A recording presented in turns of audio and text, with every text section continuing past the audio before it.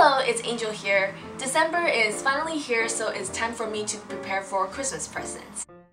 I will be showing you guys how to make an easy sleeping mask and its packaging. Then we can wrap some presents together.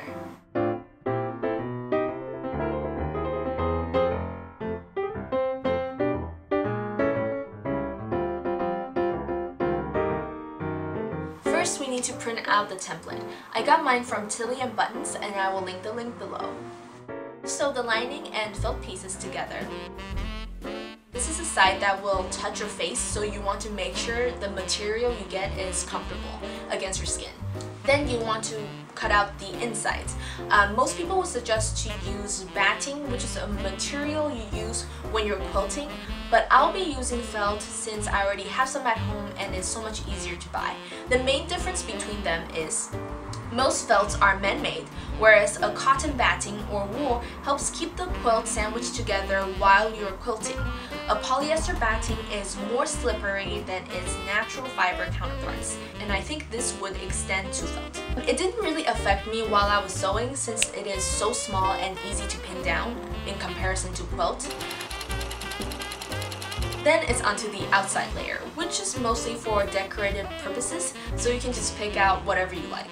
But I'll be showing you guys how to embroider a pair of eyes on it, and you can use this technique onto anything you can draw or have the patience for, because if it gets too elaborate, it's gonna take a while to finish. If you want to do this design, you really want to make sure you first measure the distance between your eyes, otherwise it can end up like my tester with eyes way too far apart, which I think is cute in its own way, but I'll just be keeping that for myself. Then you want to draw it out on the right side of the fabric so you know where to embroider. Pull apart the embroidery thread, then use 2 strands to start embroidering from side to side, like filling in color with markers.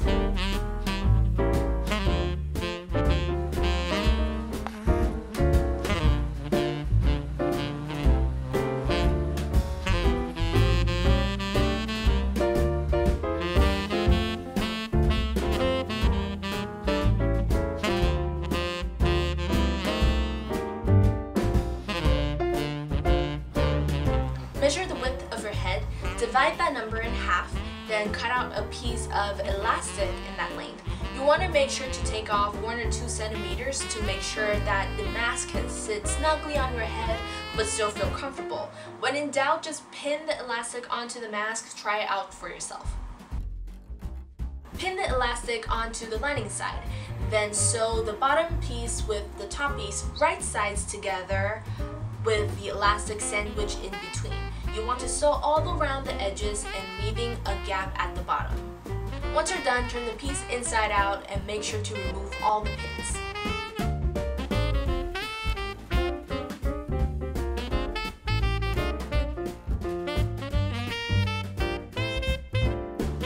And hand stitch the gap together. I use an invisible thread, but honestly you can use whatever thread you have as long as you hide it well. I also top stitch the mask, but that is for aesthetic. Finally, let's make the bag to put the mask in. Cut out a piece of fabric. Its length should be the mask height times 2 plus a few inches for the overlapping bits and some seam allowance. Hem the sides together first, then fold it up like so. Make sure the top layer overlaps enough to cover the opening, but can still be easily opened. Take a piece of string, ribbons, or fabric to create a loop, and then sew it onto the top right or left sides of the bag. Then tie a card or a tag on the loop, then you're done.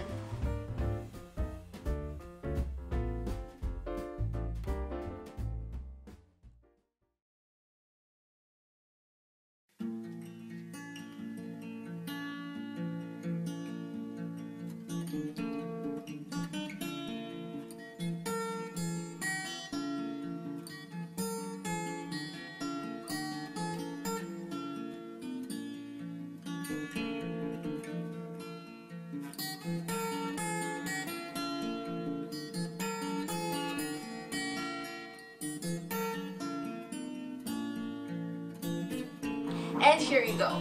Hope this helps you with your holiday preparation. If you like this video, please click the like button and subscribe to our channel, and I will see you next week.